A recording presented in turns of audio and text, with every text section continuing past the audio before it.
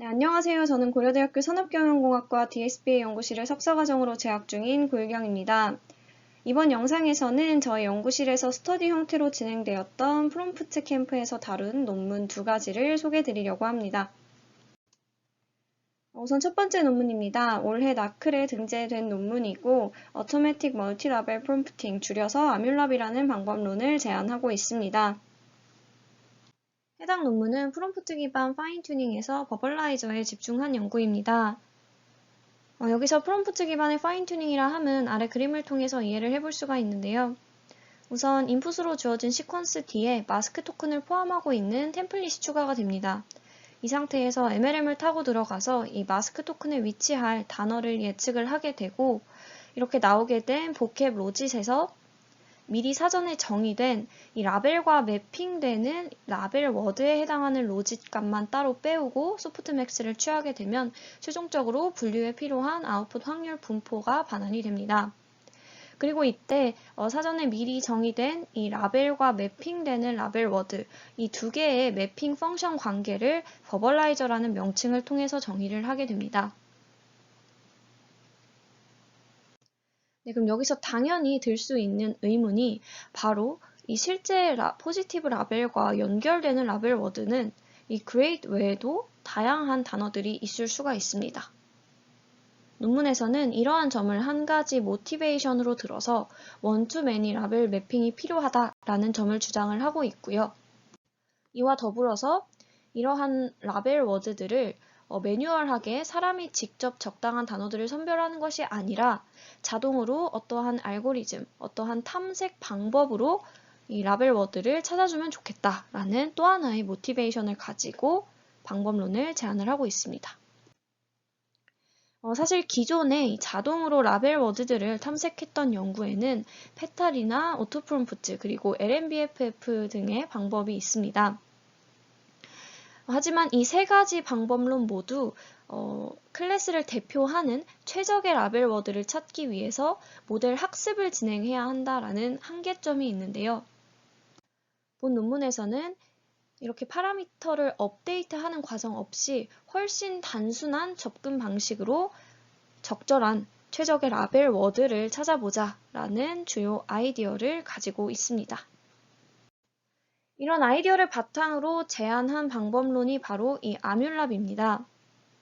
아뮬랍은 Automatic Multi-Label Prompting의 줄임말로서 도식으로 나타내보자면 아래 그림과 같습니다. 굉장히 간단한 로직으로 진행이 되는데요.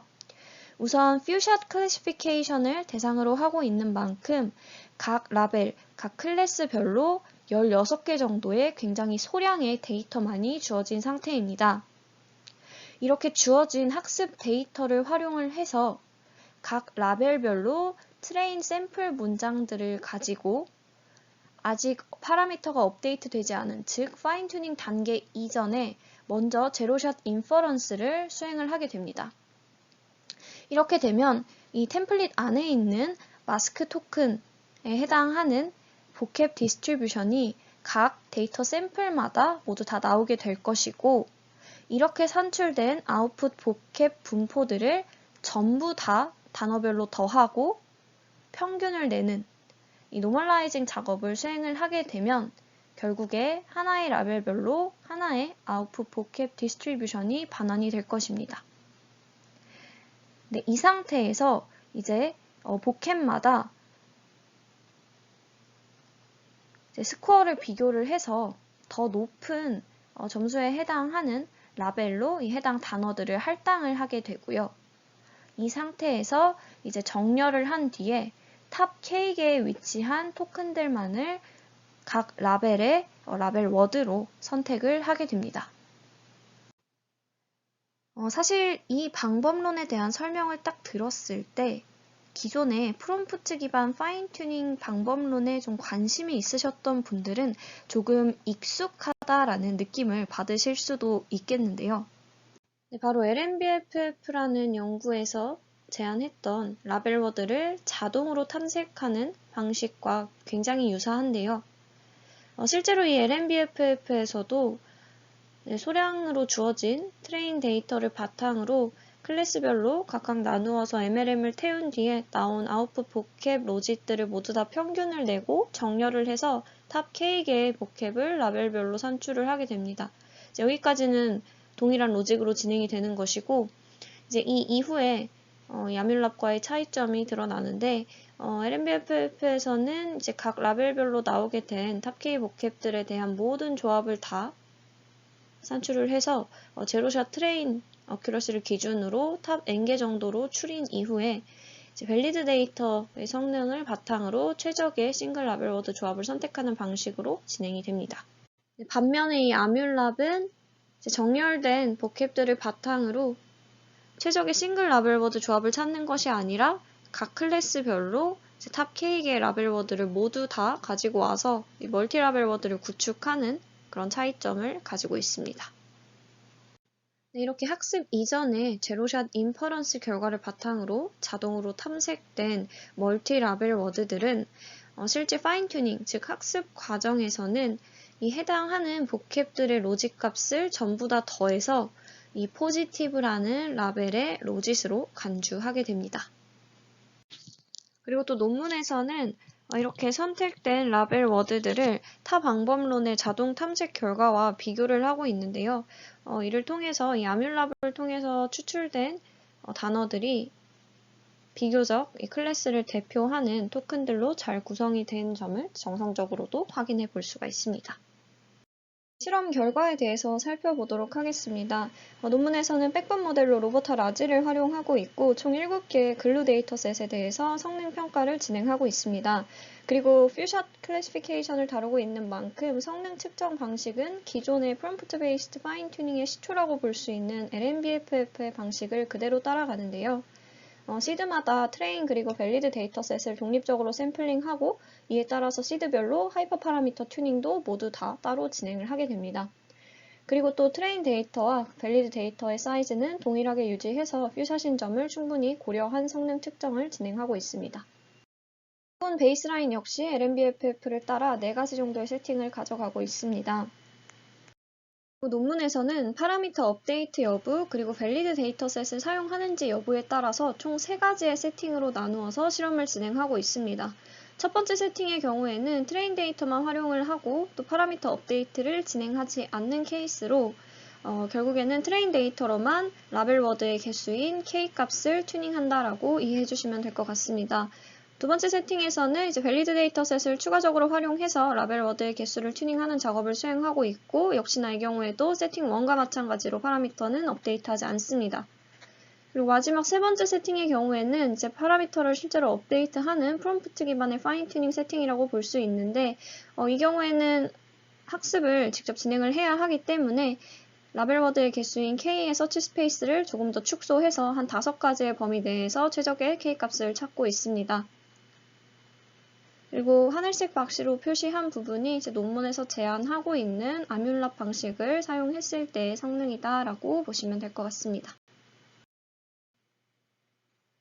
이 논문에서는 이제 각각의 데이터셋별로 우리의 방법론이 모두 다 최고의 성능을 달성했다라는 것을 주장하기보다는 이제 평균 성능에 대한 컬럼을 따로 두어서 제안하고 있는 아뮬랍 방식을 적용했을 때 가장 평균 성능이 높다라는 점을 강조를 하고 있습니다.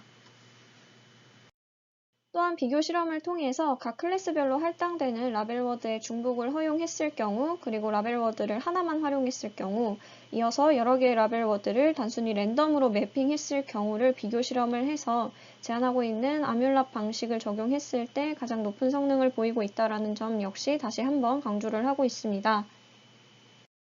이 논문에서 제안하고 있는 아뮬랍 방식은 굉장히 간단한 로직으로 진행이 됩니다. 따라서 논문에서는 어널리시스 파트를 따로 두어서 이 제안 방법론이 어떻게 잘 작동할 수 있는지에 대해 크게 2가지 관점에서의 주장을 펼치고 있습니다. 먼저 라벨워드를 여러 개 선택하는 과정을 통해서 실제로 아뮬랍에 의해 선택된 라벨워드를 보면 지금 이 EOS 토큰과 같이 노이즈로 볼만한 잘못된 라벨워드가 선택하는 케이스도 존재합니다. 이 경우에 EOS 토큰이 라벨워드에 포함되었다 하더라도 그 외에 다른 토큰들이 충분히 클래스를 대표할 만한 좀 좋은 라벨워드로 선택이 되었기 때문에 이런 노이즈를 완화할 수 있다라고 주장을 하고 있고, 또 라벨워드를 여러 개로 활용하는 것이 데이터 어그멘테이션 관점에서의 비슷한 효과를 낼 수 있다라고 주장하고 있습니다. 앞서서 보여드렸던 어블레이션 실험 장표에서는 랜덤 라벨워드 매핑에 대한 실험 결과도 리포팅이 되어 있었는데요. 실제로 이 랜덤 매핑의 경우 라벨워드를 단순히 하나로 매핑했을 때보다 여러 개의 라벨워드를 동시에 할당했을 때 성능이 더 향상하고 있는 것을 확인할 수 있습니다. 이를 통해서 제안하고 있는 아뮬랍 방식은 싱글 라벨워드가 가질 수 있는 불안정성, 그리고 어느 정도 잘못된 라벨워드가 선택될 수 있는 그런 부분을 여러 개의 라벨워드를 사용함으로써 좀 완화할 수 있다라는 점을 대표적으로 보이고 있다라고 이해하시면 좋을 것 같습니다. 네, 마지막으로 스탠다드 파인 튜닝과의 비교입니다. 프롬프트 기반의 방식을 다루고 있는 다른 논문들에서도 이제 공통적으로 주장을 하고 있는 부분인데, 실제로 퓨셔 클래시피케이션, 즉 데이터가 적은 상황에서 이 프롬프트 기반의 방식은 스탠다드 파인 튜닝에 비해서 뚜렷한 효과를 보이고 있습니다. 이 그래프에서도 보시는 것처럼 실제로 이 점선으로 표시된 스탠다드 파인 튜닝에 비해서 제안하고 있는 아뮬랍 방식으로 파인 튜닝을 진행했을 때 데이터가 적은 이 좌측 부분에서 조금 더 뚜렷한 차이를 보이고 있는 것을 확인할 수 있습니다. 이제 데이터 수가 어느 정도 늘어나게 되면 이 스탠다드 파인 튜닝 성능이 프롬프트 파인 튜닝에 근접하고 있는 것을 볼 수 있습니다. 이를 통해서 좀 파악해 볼 수 있는 지점은 이 프롬프트 기법을 활용하기 위해서는 사실 템플릿 그리고 라벨 워드를 지정해주는 작업이 필요합니다. 이때 어떤 프롬프트가 적절한지에 따라서 탐색하는 과정에 너무 많은 비용이 들어가게 된다면 차라리 데이터 수를 늘리는, 즉 라벨링을 수행해서 스탠다드 파인 튜닝을 수행하는 편이 더 나을 수 있습니다. 따라서 프롬프트를 자동으로 탐색하는 연구는 분명히 의미가 있지만 너무 많은 비용이 들어가지 않도록 그 적절한 선을 찾아야 하고 최대한 단순하게 접근할 필요가 있다는 점에 대해서도 생각해 볼 부분인 것 같습니다. 그럼 이제 두 번째 논문으로 넘어가 보도록 하겠습니다. 올해 ACL에 발표된 논문으로 이제 제목이 상당히 강렬한 편인데요. 바로 Perfect라는 프롬프트 프리 기반의 방법론을 제안한 논문입니다. 네, 앞선 논문과 다르게 해당 논문에서는 프롬프트 기반의 파인 튜닝이긴 하지만 명시적인 프롬프트의 틀을 벗어 던진 이 프롬프트 프리 파인 튜닝을 수행하고 있습니다. 논문에서 지적하고 있는 기존 연구의 한계는 크게 두 가지로 정리해 볼 수 있습니다. 바로 앞서서 제가 말씀드렸던 부분과 좀 얼라인되는 지점인데요. 이 프롬프트 엔지니어링, 즉 적절한 프롬프트를 찾는 데 소요되는 비용 문제를 지적을 하면서 이 템플릿과 버벌라이저로 대표되는 프롬프트의 틀을 탈피한 그런 방법이 필요하다라는 주장을 펼치고 있습니다. 또한 이 프롬프트 기반의 파인 튜닝 방법론들에서 이제 모델의 모든 파라미터를 업데이트하는 건 비효율적이다라는 점을 지적을 하면서 어댑터 도입의 필요성을 주장하고 있습니다. 논문의 두 가지 모티베이션에 따라서 제안하고 있는 방법론인 퍼펙트에 대해 하나씩 소개해 드리도록 하겠습니다. 이 퍼펙트 방법론의 풀네임은 우측 괄호 안에 표시된 그런 문구와 같고요. 사실 퍼펙트라는 이름을 붙이기에는 다소 조금 억지스러운 그런 네이밍이라는 생각이 들긴 합니다. 네, 앞서서 말씀드렸듯 이 논문에서는 프롬프트 엔지니어링, 즉 적절한 프롬프트를 찾는 데 소요되는 비용 문제를 다이렉트로 저격을 하고 있습니다. 따라서 템플릿과 버벌라이저로 대표되는 프롬프트의 틀을 탈피하고자 우선 템플릿 측면에서는 기존에는 이런 마스크 토큰을 포함하고 있는 특정 시퀀스가 인풋 문장 뒤에 추가가 되는 형태였다면 보시는 것처럼 인풋 시퀀스 뒤에 단순히 마스크 토큰을 한 M개 정도 두어서 이 자체를 이제 템플릿 역할을 하도록 이제 유도를 하고 있습니다. 이렇게 들어온 인풋은 이제 모델을 타고 갈 차례인데 논문에서는 이제 풀 파라미터 업데이트의 비효율성을 언급하면서 어댑터를 도입하고 있습니다. 어댑터라 함은 기존 사전학습 언어 모델의 파라미터는 프리즈한 상태에서 각 레이어마다 두 개의 프로젝션 매트릭스로 구성되는 어댑터 레이어를 추가한 형태로 구성이 됩니다. 이때 이 어댑터 레이어를 구성하는 이 두 개의 매트릭스, 파라미터만 업데이트가 되는 방식으로 파인 튜닝이 진행이 되고요. 이 어댑터 레이어는 이제 특정 히든 디멘션 차원으로 들어오게 된 인풋을 이 B라는 차원으로 한번 줄여주고 다시 원래 H라는 히든 디멘션으로 이제 복구를 시키는 방식으로 인풋 그리고 아웃풋을 내게 되고요. 이를 수식으로 살펴보게 되면 X라는 인풋이 일단 처음에 다운 프로젝션 매트릭스를 만나서 먼저 연산이 되고 이 비선형 함수에 해당하는 갤루를 거쳐서 다시금 원래 파라미터 차원으로 복구를 해주는 업 프로젝션 레이어를 만나고 마지막으로는 기존의 인풋으로 들어왔던 이 x에 해당하는 벡터 값을 더해줌으로써 이 레지듀얼 커넥션까지 수행하게 되면 어댑터 레이어를 타고 들어가는 과정이 완성이 됩니다. 이제 모델을 타고 나온 아웃풋 레프레젠테이션을 바탕으로 실제 클래시피케이션을 수행하고 로스를 업데이트하는 부분에 대해서 살펴보겠습니다. 논문에서는 기존 버벌라이저 구조를 탈피를 해서 멀티 토큰 라벨 임베딩이라는 구조를 제안을 하고 있는데요. 주 목적은 이제 워드 임베딩에 해당하는 이 랭귀지 모델 복캡과 독립적으로 이 라벨 임베딩 웨이트를 학습하기 위한 장치다라고 이해해 주시면 됩니다. 네, 인풋으로 함께 들어왔던 특정 m개의 마스크 토큰들이 이제 모델을 타고 나와서 특정 히든 디멘션만큼의 차원을 가진 각각의 벡터들로 반환이 될 것이고 이때 이 각각의 마스크 토큰 레프레젠테이션은 각각의 라벨 임베딩 매트릭스와 만나서 선형 결합 연산을 통해 최종적으로는 클래스 수만큼의 차원을 가진 벡터로 반환이 됩니다. 그렇게 되면 총 m개만큼의 이 아웃풋 t라는 벡터들이 만들어질 것이고요. 이렇게 됐을 때 이제 마스크 토큰별로 이 t 벡터와 라벨 간의 멀티 클래스 힌지 로스를 계산하게 됩니다. 결국에는 로스 값도 총 m개만큼 산출이 되겠죠. 네, 이 멀티클래스 힌지 로스의 가장 큰 목표는 이제 정답 라벨 그리고 나머지 라벨 간의 차이가 커지도록 학습이 이루어진다는 점입니다. 지금 나와 있는 이 식을 통해서 로스 값이 계산이 되고 각각의 노테이션은 이제 우측 파란 글씨 참고해 주시면 되겠습니다.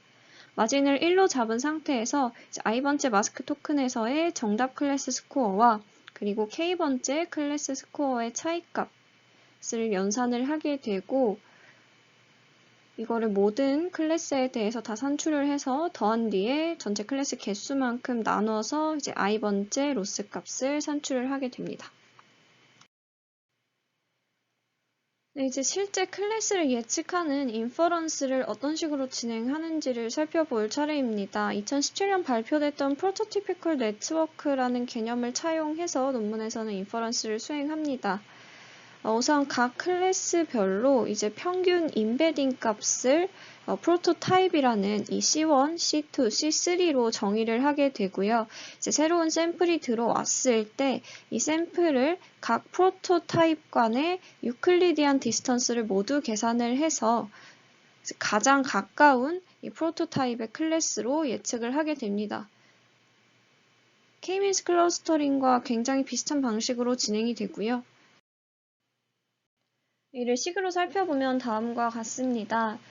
인풋에서부터 마스크 토큰이 총 m개가 주어져 있고 라벨 임베딩 매트릭스 그리고 이를 통해서 나온 아웃풋 벡터까지 총 m개의 결과물이 존재할 것이기 때문에 이 마스크 토큰마다 클래스에 해당하는 프로토타입이 따로 존재하게 되고 결과적으로는 총 n번 유클리디안 디스턴스를 모두 다 연산한 이후에 최대값을 기준으로 클래스를 예측을 하게 되는 것입니다.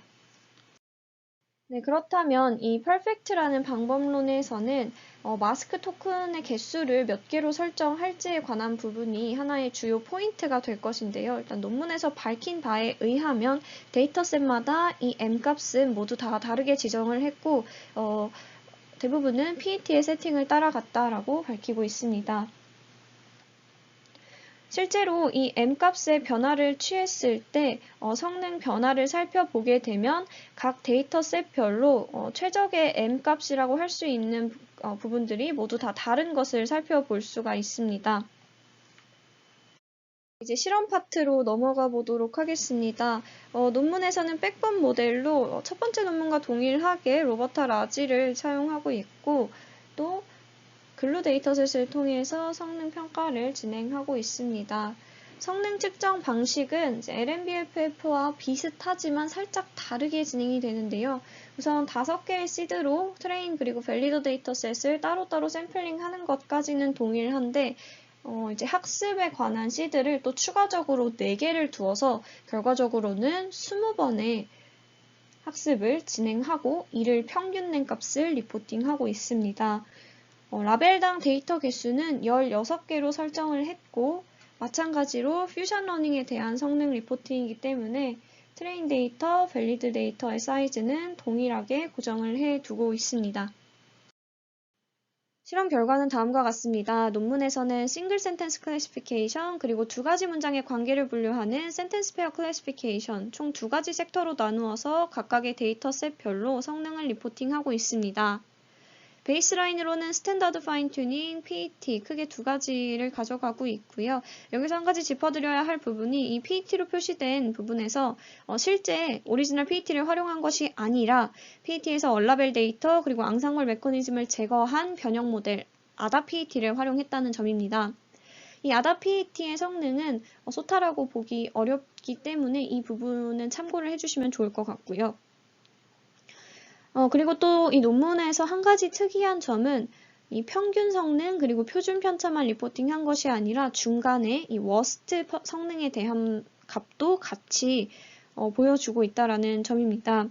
이 미니멈 퍼포먼스에 해당하는 부분을 베이스라인과 비교해 보면 비교적 이 제안하고 있는 퍼펙트 방법론에서 이 미니멈 퍼포먼스가 조금 높게 찍혀 있는 것을 볼 수 있고 따라서 이 점 역시 강조하기 위해 워스트 성능을 함께 병기했다라고 이해해 주시면 좋을 것 같습니다. 첫 번째로 소개해드렸던 아뮬랍 논문과 마찬가지로 모든 데이터셋에 대해서 전부 다 우세한 성능을 기록하지는 못했기 때문에 우측에 따로 에버리지 컬럼을 주어서 평균 성능이 향상했다라는 점을 강조하고 있습니다. 다음으로 어블레이션 스터디입니다. 논문에서는 어댑터 모듈을 활용하고 있기 때문에 실제로 기존 베이스라인으로 두었던 ADA PET 방법론과 비교해 봤을 때 학습되는 파라미터 수나 메모리 사용량, 학습 시간 및 추론 시간에서 모두 다 우세한 점을 보이고 있습니다. 한적으로 이제 Relative Difference를 통해서 논문에서 제안하는 방법론의 efficiency를 효과적으로 강조하고 있는 것을 볼 수 있습니다. 또한 PET에 단순히 어댑터를 적용했을 때 그리고 제안하고 있는 퍼펙트에서 어댑터 모듈을 제외했을 때의 성능을 비교함으로써 또 제안하고 있는 방식의 효과를 드러내고 있습니다. 논문에서 베이스라인으로 취하고 있는 ADA PET는 총 5개의 서로 다른 템플릿을 활용했을 때의 성능을 모두 다 측정해야 하기 때문에 실제 학습을 한 100번 정도 해야 한다라는 특징이 있고요. 반면에 이제 어댑터를 적용했을 때는 명시적인 템플릿이 필요하지 않고 몇 개 마스크 토큰으로만 구성을 인풋을 추가로 하면 되기 때문에 학습에 필요한 횟수 역시 20회로 확 줄어드는 것을 볼 수 있습니다. 성능 또한 거의 모든 데이터셋에서 어댑터를 적용했을 때에 향상하고 있는 것을 확인할 수 있습니다. 이제 우측을 보시면 퍼펙트에서 어댑터 모듈을 제외했을 때, 즉 사전학습된 언어 모델의 모든 파라미터를 업데이트하는 경우 오히려 어댑터를 활용했을 때보다 성능이 더 하락하는 데이터셋이 많이 있는 것을 확인할 수 있습니다. 이를 통해서 이 퍼펙트 방법론에서 메인으로 가져가고 있는 어댑터의 활용이 어느 정도 이 성능을 기록하는데 주요한 영향을 미쳤다라는 점을 증명해 보이고 있다라고 이해할 수 있습니다. 이 논문에 대한 개인적인 소회를 공유드리면 사실 어댑터라는 모듈이 최근 NLP 연구들에서 많이 쓰이고 있고 그만큼 좀 노벨티가 떨어질 수 있는 그런 방법론일 수 있었는데 버벌라이저나 템플릿에 대한 기존의 틀을 벗어 던지고 이제 MLM 헤드를 없애고 라벨 임베딩을 도입한 것처럼 이런 새로운 시도들을 한 점이 굉장히 좀 좋게 평가되지 않았나라고 생각합니다. 그리고 또 성능표에서 보시는 것처럼 워스트 성능에 대한 부분도 같이 리포팅을 해주는 점이 이 퓨전 러닝에서는 굉장히 좀 좋은 방식이 아닌가 개인적으로 생각하고 있습니다. 네, 이렇게 해서 아뮬랍 그리고 퍼펙트, 프롬프트 관련 2가지 논문에 대한 리뷰 마치도록 하겠습니다. 감사합니다.